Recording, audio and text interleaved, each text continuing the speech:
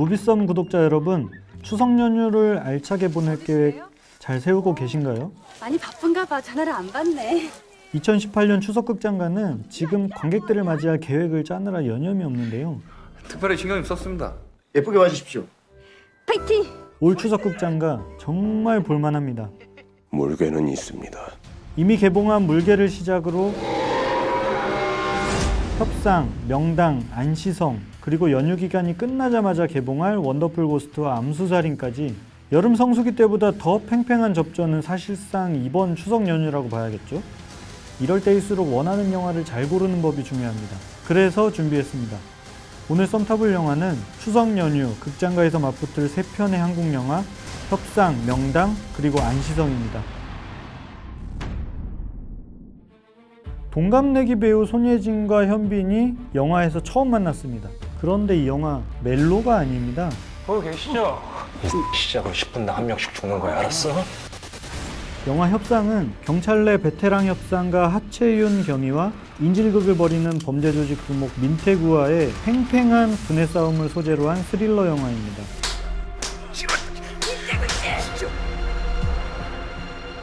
때리지 마세요. 경찰과 인질범 두 사람의 심리 대결이 주된 내용이라서 영화 내내 인물들이 신뢰를 벗어나는 일이 거의 없습니다. 그 때문에 영화가 좀 단조로울지도 모른다는 우려를 할 수 있습니다만 걱정 마세요. 손예진과 현빈의 연기가 이를 상쇄시킵니다. 나중에 언제요? 인질 다 죽고 난 다음에요? 흔히 우리가 손예진의 연기 스펙트럼을 이야기할 때 클래식, 내 머릿속의 지우개, 지금 만나러 갑니다 등 멜로 영화 속 연기를 빼놓지 않고 언급하는데요. 쉽게 잡아드릴 수 있겠나이까. 이와 함께 멜로보단 총칼로 무장하고 나왔던 해적 바다로 간 산적의 손예진을 좋아하는 관객이라면 이번 영화의 브레인 하경이 역할도 아주 흡족해 하실 겁니다. 현빈은 또 어떤가요?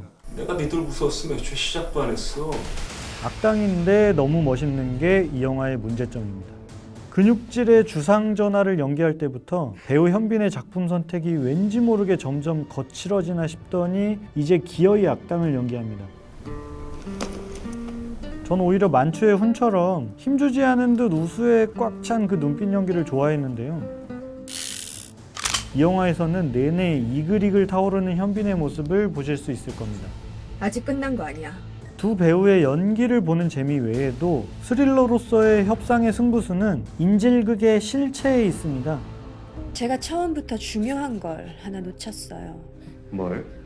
민태구 씨가 이러는 이유. 이 실체가 드러나는 과정에서 통쾌함을 느끼신다면 협상은 충분히 흥미롭게 볼 여지가 있는 영화입니다. 그렇지. 그리고 이어서 살펴볼 두 번째 영화 그래, 무슨 터가 알고 싶어 오셨어. 명당입니다. 내가 천자재질을 가지고 세상을 다스릴 것이야. 역학삼부작이라는 흥미로운 시리즈가 있었습니다. 어찌 내가 왕이 될 상인가? 송강호, 김혜수, 이정재와 조정석 등이 출연했던 영화 관상이 이 역학삼부작 시리즈의 1편이었습니다. 남의 약점인 목을 잡아뜯고 절대로 놔주지 않는 잔인무도한 일이 이자가 진정 역적이상이다. 2편은 심은경과 이승기의 운명적인 심쿵멜로 궁합이었죠. 나라를 움직일 인물과 마음을 움직일 운명의 연인을 찾아 나섰던 두 영화와 달리 물이 위에서 아래로 흐르듯 사람도 길을 따라 흐르는 법. 사람들이 이 길을 지나가고 싶게 만들어야 한다 이 말이오. 이번 영화 명당은 제목에서 보여주듯 사람의 운명을 뒤흔들 땅을 찾아다니는 사람들의 이야기입니다. 이번 영화의 주인공부터 살펴볼까요? 집주인이 저걸 팔진 모르겠네. 그거는 자네가 걱정할 일 아니고. 조승우와 유재명. 드라마 비밀의 숲과 라이프를 보신 분들이라면 이 콤비 아마도 무조건 응원하실 겁니다. 나도 이거 해야 되잖아. 영화와 드라마 속 조승우의 역할은 양복과 비양복 계열로 거칠게 나눠볼 수 있는데요. 마라톤의 초원이부터 하류 인생의 최태웅, 고고70의 상규가 비양복 계열이었다면 이 새끼들 지금 공사 치고 있네. 최근 몇 년간의 영화와 드라마 속 주인공들은 주로 양복을 입고 등장해서 차갑고 지적이고 아주 숨 넘어갈 듯 섹시한 모습을 보여주곤 했습니다. 대한민국 검사 우장훈입니다. 그런데 이번 영화 복장은 죄송하게도 한복이네요. 한복으로 데뷔했으니 초심을 잃지 않는 선택일까요? 어서 말라! 예의 차갑도록 지적인 조승우 특유의 카리스마는 조선시대로 가도 여전합니다. 조승우와 팽팽하게 연기 대결을 펼칠 배우가 우리가 너무 잘 아는 흥성군 역의 지성입니다.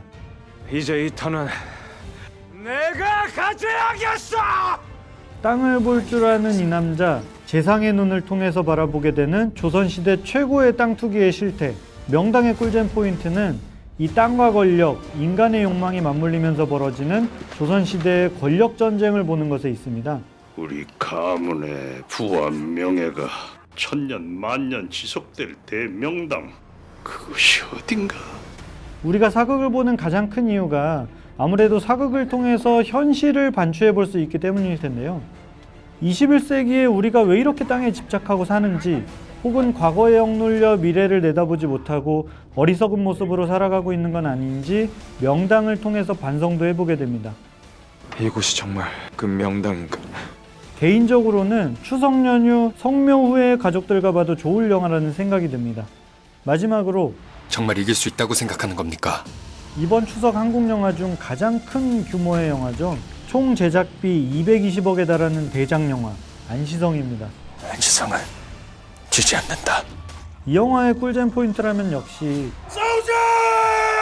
액션 블록버스터로서의 스펙터클한 볼거리겠죠. 역시나 영화를 보고 나니까 그동안 많은 한국 영화에서 이 정도 규모의 전쟁 액션 장면을 본 적 있었나 싶을 정도로 규모 면에서 다른 영화들을 압도합니다.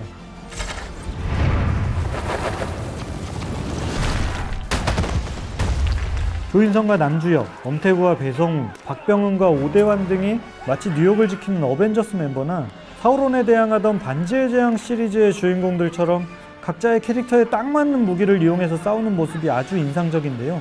곧 당나라 본질이 도착한다. 이들이 싸우는 모습이 또 하필 레골라스와 아라곤, 길리 같은 캐릭터와 너무 닮았어요. 그래서 영화를 보다 보면 안시성의 성각과 마을 모습마저도 왠지 반지의 제왕 시리즈에서 따온 게 아닌가 싶을 정도로 흡사합니다. 고구려 군사들의 갑옷 디자인 또한 고증보다는 스타일을 택한 결과처럼 보이고요. 이 영화는 또 양만춘의 동생 역의 김서령과 고구려의 신녀 역의 정은채를 제외하면 온통 남자 배우들만 등장할 수밖에 없는 영화인데요. 양만춘을 따르지만 뭔가 다른 뜻을 지닌 듯한 태학도의 수장, 사물의 인간적 고뇌가 이 스펙터클한 액션이 다룰 수 없는 섬세한 감동을 선사합니다. 액션만 들어가면 완전 돌변한다. 누굽니까? 수지 형님. 난 난 줄 알았다. 조인성과 남주혁이 브로맨스 케미 이상의 불꽃 눈빛을 교환하게 될 안시성의 또 다른 매력을 관객들이 과연 어떻게 평가할지 저도 기대됩니다. 오늘은 3편의 영화를 다루느라 다소 길게 소개해드렸습니다만은 3편의 영화 모두 개성이 굉장히 뚜렷한 영화입니다. 성주만 믿고 여기까지 왔습니다. 절대 약한 모습 보이시면 안 됩니다. 이 영화들 모두 관람하면서 재미를 비교해보는 게 제일 좋을 것 같지만 아무쪼록 한 편만 골라보고 싶은 분들에게 선택의 폭을 좀 줄여주는 기회가 되었기를 바랍니다. 고맙습니다. 아 오늘 못발 좋으시네. 오늘 썬터분 영화 협상, 명당 안시성과 함께 즐거운 추석 연휴 보내세요.